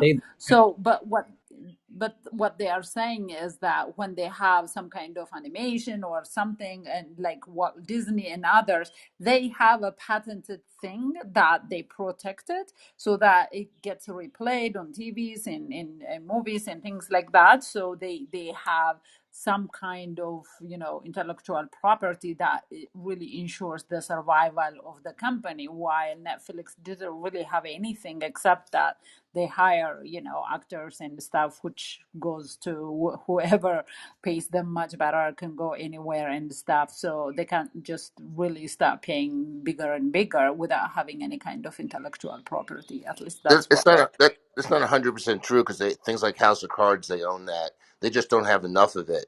So I mean, Disney's got, you know, obviously more IP content. You can't even compare Disney to any other company that way. But even if you wanted to compare Netflix to HBO, HBO's been out. You know, HBO's been at this for 20 years or 30 years before there was streaming, and they've always been making their own content. So they probably have a little bit more of it and more, targeted on that.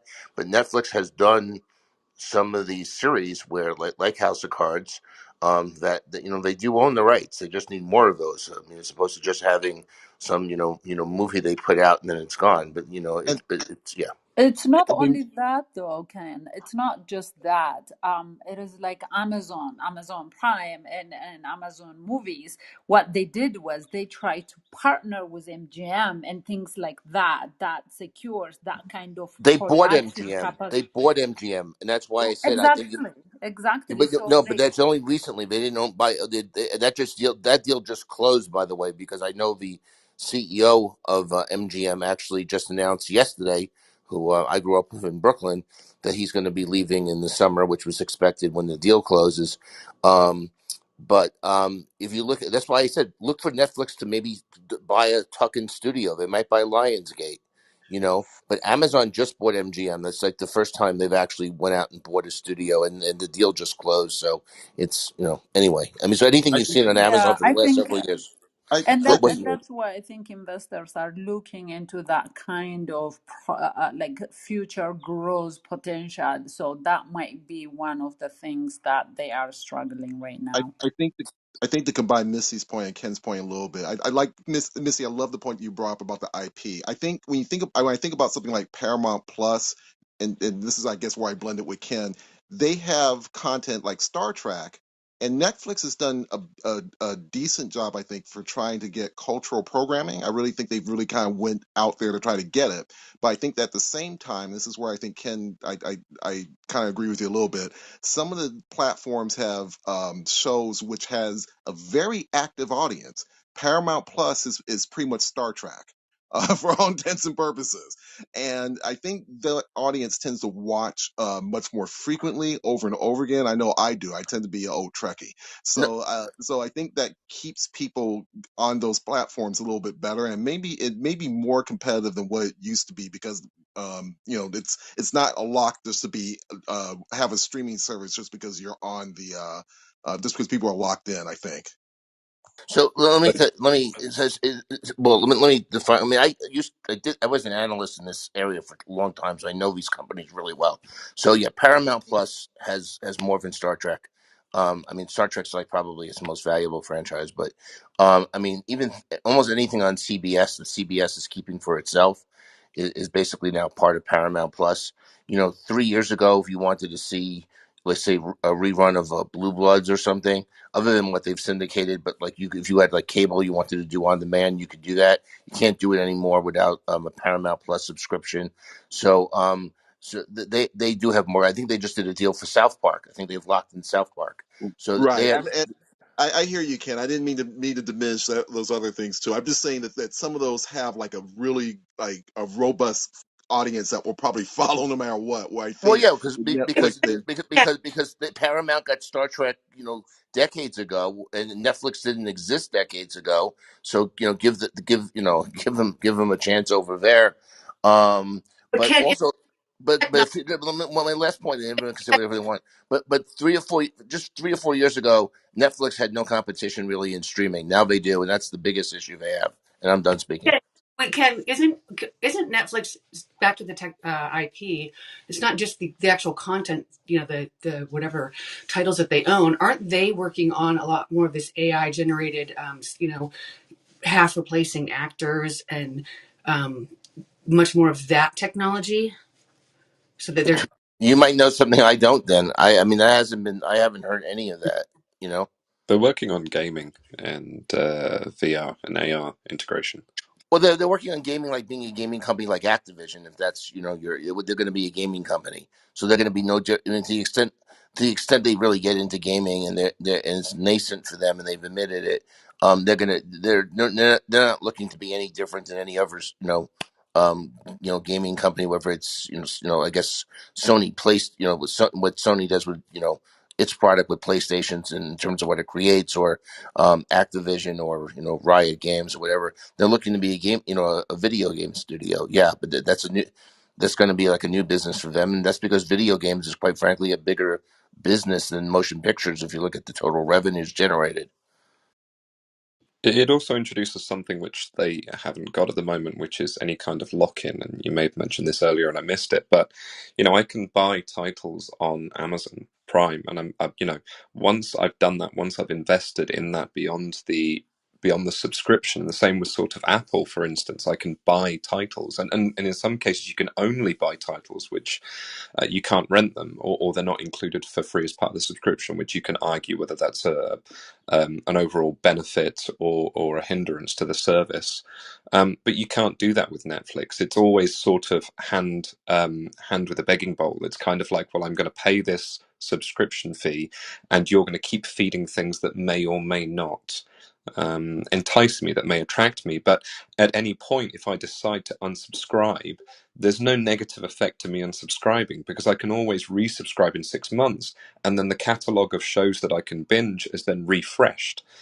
There's no lock in there. There's no negative to me as a person cancelling my subscription. I don't lose access to anything.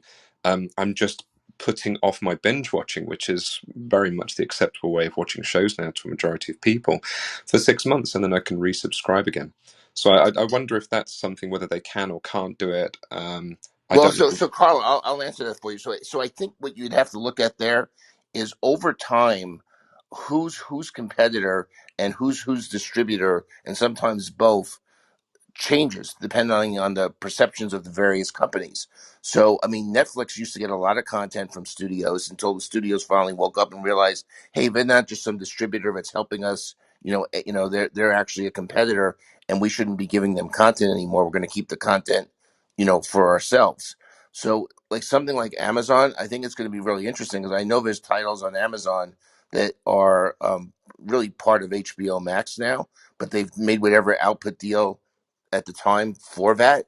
The question is, going forward, what is Warner Media going to do going forward? Will they give Amazon new content to put on Amazon Prime, and for you to purchase like you now can, or they say, you know what, Amazon is no longer really just a distribution point, and we viewed their Prime Video as kind of complementary. We now view them as a competitor, particularly because they own MGM. So that's going to depend on literally what all the studios and how they view these other competitors slash distributors is how they view them, because they're in a business. It's not unusual. Sometimes your competitor is your partner, and then sometimes your competitor is just your competitor. And you might see the whole market change where they view, and it is changing already like that, where the major companies, all the ones that you've mentioned, now view themselves as competitors only, and they don't necessarily view themselves as partners unless they're going to joint finance a production or something. Just quickly, I think one of the things that's worth remembering with Netflix, and depending on your algorithm, you may or may not have been exposed to this, but they have a massive cross-cultural discovery network. Amazon don't really seem to do this. A lot of the other streaming, Apple don't really. They're doing a little bit of it now. I mean, Apple Plus seems to release higher quality budget sort of series less often. But the cross-discoverability, I mean, look how popular Squid Game was, for instance, and then look how popular the one before that, which was the title charting one, the Money Heist. You know, One was Asian, the other one was Spanish. You have Nordic films on there. You just have anywhere from around the world. Like that's something to be capitalized on, and quite often they've normally got, because of the money that they're pumping into this, they've normally got really good dubbing or perfect subtitles. So that's something that is in there, like that is an ace in their hand. um I don't know how ready or how much the rest of the world sort of appreciates that. We've got 15 minutes and a lot left to go through real quickly. Samsung did their quarter report. Who cares? Google blocked more than 1 million apps that violated its policies from being published in the Play Store in 2021 and banned 190,000 developer accounts for malicious behavior. A study of 100 popular Twitter accounts. About time. 2 days after Twitter accepted Elon Musk's bid, conservatives gained 17,229 followers on average, and liberals lost 6,062. So looking at 100 popular Twitter accounts, conservatives gained about 17,000 followers, and liberals lost 6,000. Social. I don't think there's a single person in the world who could explain what those numbers actually mean. Is it indicative of bots? Is it indicative of the feeling of society? Like, it could be 100 different things. Yeah. So social media data analyzed by The Verge shows conservative accounts winning and liberals losing out. But is that across all of Twitter? That would be just a kind of minuscule 2-day movement. So looking at the top 100 Twitter accounts, and then you put them into two buckets as either conservatives or liberals. So that narrows it down to like 10 each or something. And of those 10 in each of those two buckets, roughly, those 10 conservative accounts got their follower increase was about 17,000 across all of them. And the liberals lost about 6,000. So that means, yeah, honestly, that makes a lot of sense to me. I'm surprised it's not 10 times more in each direction, because I'm surprised. I'm sure more than 6,000 left-leaning people left Twitter in the past 48 hours. And I'm sure more than 17,000 right-leaning people followed the top 100 Twitter users. It's kind of inconsequential data. I'm not sure what they're hoping that would imply. Anyway, Reuters reporting that Weibo, which is the Chinese version of Twitter, says it will publish the locations of Weibo users based on their IP addresses on their account pages and posts. On their account pages and on their posts to combat bad behavior, which users cannot opt out of. This is wild. Weibo, China's equivalent of Twitter, told users on Thursday it would start publishing their IP locations, meaning their locations, to combat potential bad behavior. So this is kind of like a way to... They're doxing you. The platform's doxing you to prevent you from saying stupid shit. Yeah, under the name of COVID control, please don't say anything to do this misinformation thing. That's the reason they say I'll support this. Time to take out shares in all the top 10 popular VPN softwares. Yeah, but in China, the VPN is under control as well, so you're not. So Chinese users debated this widely, with some users rattled by the perceived reduction in their online anonymity. Every IP address seems to be whispering in your ear, "You be careful," wrote one user. Others, however, said they were supportive of the measures. Quote, "Especially at a time when COVID situation is still serious, IPs being swiftly revealed can effectively reduce the appearance of disgusting content from rumor makers and rumor spreaders." Weibo, which has over 570 million monthly active users, by the way, that's a lot more than even Twitter, said users' IP addresses would be displayed under new settings, which came into effect on Thursday. Now, Wow. assuming that people are not using VPNs and that it's their actual IP address, that opens them up to being very easily hacked, by the way. um, for users in China, the platform will display the province or municipality where they're posting from. Yeah, it's a soft. This is going to lead to some fascinating backlash. I can imagine this is going to generate headlines for months. And it's easier for the local authority to find out who that people is, who that I person is. love the contrast where in the US, if you reveal somebody's location, you'll be removed from the platform. Where in China, the platform reveals your location. Isn't there an old meme about that with like in Soviet Russia, and then you flip the thing around? It's like in CCP China, platform reveals you. Yes, exactly right. Joke, it's you. Wow. The platform doxes you. Yeah. Yeah, just some supplement. Yes, even you actually you can use VPN, but actually they can track you through VPN because every VPN companies in China need those certificate or the improvement from the government. So it's not anonymous using a VPN. So, it's worth considering that the way that we've architected cell phones, just the fact that the entire cell phone network has to, from its very beginning architecture, know where every cell phone is in the entire network. And it says, hey, you're trying to connect with this cell phone somewhere else in the world, and it has to know where to connect to, what's the nearest tower, etc. There are alternative models of constructing things that rely more on multi-point broadcasting.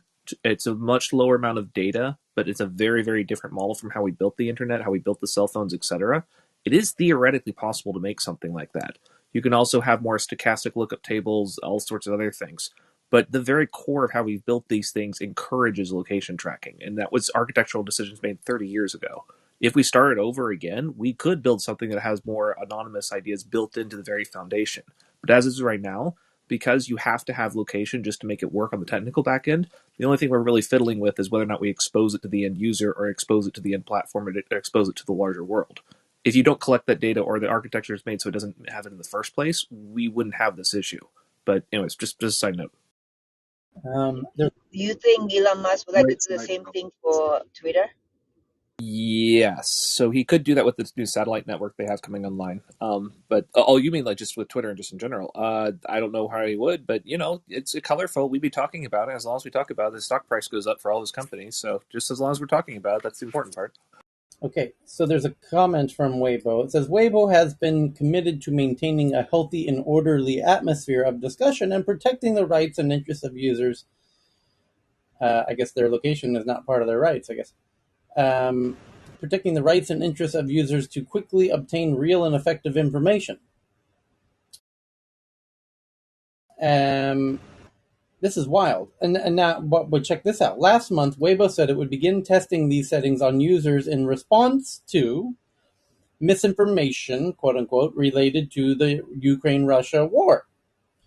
I'm curious what they qualify as misinformation about the Ukraine-Russian war. I imagine Ukraine winning, something like I that. imagine that it's That's so they're funny. taking a very Russian version of what is misinformation, and this is an incredibly clever way to remind everybody that anything you say should be in line with the party narrative, and if not, you're going to get yourself in deep shit. And so retroactively, it also enforces the idea of peers reporting on peers, because even if a party censor doesn't have you, or you have tea with the local group, the fact is your neighbors can probably figure out, with the amount of information you've given over the entire course of your profile, if all of a sudden you get the location detail on top of that, you can probably find out who your neighbors are, and that can bring them back into line as well. So you have the mutual enforcement thing of your neighbors that makes it kind of work. And you can buy the other experiments happening with China's social credit. The actual enforcers might not actually be state officials. They might actually be just your neighbors. Oh, hold on here. So it says someone named Jin Jing, a former popular talk show host and China's first openly transgender celebrity, told Reuters that her account on Weibo was suspended last week after she published 2 posts, including one that made reference to Putin as a crazy Russian man, and urged her followers to pray for peace. Quote, all I said was, I support life and oppose war. That's it. I did not say I support the US or Russia or Ukraine. What mistake did I make? She's followed by 13 million users. She's not alone. Award-winning Chinese actor Elon has been banned from posting on Weibo due to violating relevant rules and regulations, according to Weibo. She had liked and shared images and comments opposing the war, including pictures of an anti-war protest in St. Petersburg.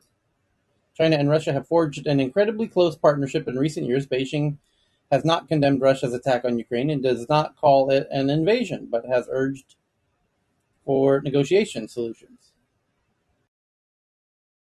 Isn't this like the worrisome side of even allowing anyone to write their own algorithms, right? They can come up with their own truths and their own ways and their own even doing things like this, or even deplatforming someone or things like that.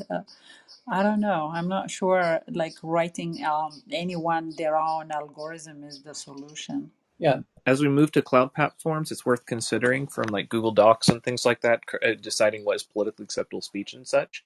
Right now, a lot of focuses on the messaging and the transmission because there's some legal or cultural precedent with the idea of whether you say something in public space, whether or not essentially it's out to the larger world, etc. But what's really more fascinating about this is that once you gain the technological capability of uh, controlling misinformation is one way of saying it, but you're basically bringing a line of politically acceptable thoughts in the larger sphere. What's interesting is that the tools themselves might actually not be capable of expressing politically incompatible thoughts. If they have, because it wasn't one of the arguments made against why the East German model of surveillance didn't scale is the labor manpower was astounding. You required essentially like something that was like 20% of the population to be actively part of the surveillance apparatus. And that requires significant amounts of hours and labor and manpower. With a more modern version of an AI censorship model that basically has a sort of political calculus of here's acceptable talk of it, here's not, enforced not just in the communication sphere on large platforms, but also to the cloud tools that people use for creating their own correspondence, but also to the local tools on the end devices. You can have very near future a near complete chain where the technology literally cannot communicate certain ideas if they are considered to be misinformation. That misinformation thing can be dictated by central party dictate, etc. Regardless of the country. This isn't just China. Like any country on earth would have these capabilities. That is the near future. That is very close here, and we have all the components required to make it. That's a really good point. I don't mean to derail the conversation, but Messi said something, and her last word was algorithm. So maybe that is proof that Al Gore invented the internet. Algorithm. Okay. So Nice one. just a few more minutes here. Where did I see it? The NSA has re-awarded. Oh, who cares? They had the big contract to AWS that Microsoft was fighting about. It's a $10 billion cloud computing contract that Amazon won. Is this Jedi? For the no, they internally it's called Wild and Stormy. Oh, it's another one. So now we go into the tweets, like this one from Katerina. That damaged liver tissue has been restored faster than ever with cellular regeneration therapy. That's fantastic. Huzzah! Yeah, that is great. The next is from BB, that people in Beijing can now book a taxi with no one behind the wheel. For the first time in China, people will be able to get a taxi ride without anyone behind the wheel. And also from BB, from Reuters, that the U.S. joins 55 nations to set a new global rules for the internet. The United States and 55 other nations on Thursday signed a political commitment to push rules for the internet that are underpinned by democratic, The commitment, quote, declaration. Can you pin that? The Declaration for the Future of the Internet protects human rights, promotes free flow of information, protects privacy of users, and sets rules for digital economy. And I'm telling you right now, this is the framework by which the West is going to establish its collective internet, knowing full well there's going to be two internets, the Western internet and the Chinese-based internet, which Russia, no doubt, is already joining. and You saw an example of that. their commensurate financial systems. Correct. And those will bundle with their financial systems, exactly. Don't count out smaller groups also doing breakaways. Once we have the infrastructure for the precedent for having countries separated into blocks, there may be incentives for smaller countries just to say, screw it, we're going to have our own independent internet as well. It becomes more of how much they want to play independence or not, which is going to be one factor I think that we're dramatically undercounting. Because once you have your own independent internet, the amount of protectionism, the incentive to create new foundational layers for everything from the communication side, the social media, etc., it doesn't take that long to replicate existing platforms if you can guarantee the market. I think that the incentives will grow so large, you're going to start seeing other internets form as well, not just the two that are going to be the more obvious ones. Yeah, I want to make Agreed. That's why we'll get the third way will be the decentralized path. Right, but I do want to make one point to make the point a little bit stronger, which is the West will. I hesitate to use the word weaponize this, but if you want to join Team West, and you want access to the Western, they're going to use the Western internet as a very beautiful carrot to entice countries who might be on the fence, like Thailand and Singapore and India, strangely, as to which team they want to be on. Deciding which internet you want to be part of is going to might get used as an interesting carrot in those negotiations. Another thing that'll be interesting is whether or not the USA will actually participate in the thing after proposing it, setting up, and get everyone to sign on to it. They're very popular. USA is very popular in the United Nations. They're going, here's a new global multilateral treaty for everyone in the world except us. And I'm wondering if they're going to do that same thing with this internet strategy, or if they're going to do something different. It's obviously that this is what we've been talking about. At the end of the day, you've also got the FATF guidelines, which are the financial guidelines, which are relating to VASPs, VASPs, and those are this is the way that they're going to regulate the three-way system. Okay. BB found this one, that Russian sanctions complicate paying ransomware hackers. Yeah, that makes sense. An ever-increasing array of U.S. sanctions levied against Russia have made the already difficult problem of how to resolve ransomware attacks more thorny. Yeah, because you can't exchange finances with them. Won't someone think of the ransomware? Think of the hackers. Think of the hackers. The next one. Have some sympathy. The LA Times is reporting unprecedented water restrictions ordered for Southern California amid water shortage emergency. It's only fucking April. Holy keyline plowing, get that water retention back up. But they gotta start looking at actual regional terraforming. If they don't, then they're just gonna have these headlines every year for the next year. And we had record waterfalls in the last rain season, call it November, December, what have you. That was, it runs off into the riverways. It runs off into the water. The land itself has had all the topsoil basically taken away, so it doesn't have the ability to retain the water. What you do is you take keyline plow along the edges, trenches and berms. The water flows in and it soaks back into the ground. They need to do this across like statewide. Like we're talking like thousands of kilometers of plowing. It doesn't take that long. A couple months. They wouldn't have these headlines if they had that. The problem is right now is you have to follow, well, whose property owners is doing what, where, when, why. This needs to be just a regional thing that declares some sort of like regional emergency, bring up the National Guard, run some tractors, do it for a month or two, they're done. You don't have to worry about these headlines ever again. So it's very unsustainable farming practices over there, right? California loves growing very thirsty things like avocados. So, I think it goes even deeper than that. You can try to restore, but if we don't even practice restorative farming and we keep doing it this way, we won't be able to keep up. California drought continues after the state had its driest January and February in over a century. Surely, given the large body of water that's sitting on the coast, there should be some sort of desalination option. There is in San Diego. We give all our water away, guys. The largest desal in the U.S. is in North County, San Diego, in Carlsbad, but it's energy intensive, and with energy prices going up, it's challenging. This Desalination is not really that sustainable. I think South Africa, especially Cape Town, have been trying because they have been experiencing a lot of water shortage, including limitation of use of water or per liter per household and stuff. But they also did try desalination. I don't think it's that sustainable. well, it doesn't matter given the degree of criticalness for it. They'll sustainability will be damned. The problem is that it's not very scalable on an economic basis. Uh, Google Doc and the Google Docs link in the chat for solutions for how to solve this without too much economic effort. This is something I've brought up many times before. It's solvable. It can be done. Just not a lot of people know about the solution stuff. It's just keyline plowing. It'll solve the thing.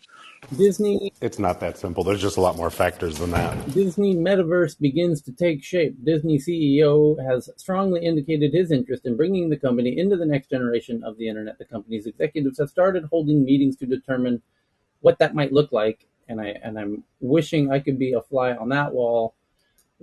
What do you think the metaverse is, Bob? Whatever will make us more money.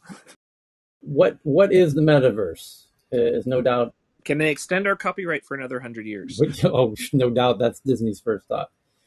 Can it allow us to have more toy sales? Can we license this? And what are we going to do about Mickey Mouse deepfakes? So They've already got Can I Disney have a theme World, park which in is a Singapore? metaverse. They've got Disneyland, which is a metaverse. And, the worlds that they do build are immersive for children. And they believe those worlds exist until they grow up. So they do have some provenance in creating magic in the Magic Kingdom. Once you grow up, though, it's illegal for you to tell any of your own kids those stories without paying the mouse essentially a licensing fee. And if the fox ends up going insane, the mouse will eat the fox and acquire Fox Media Broadcasting, all the other ones. I got If you make another brand, they will get acquired. 86% of their stock is now owned by a lot of financial institutions, and that drives most of their motivation now. It is a money making machine. Sequels forever. We will never own those ideas ever again. They permanently exit the comments. okay. Bitcoin adopted as legal tender by the Central African Republic as lawmakers there voted unanimously to pass a bill legalizing crypto. And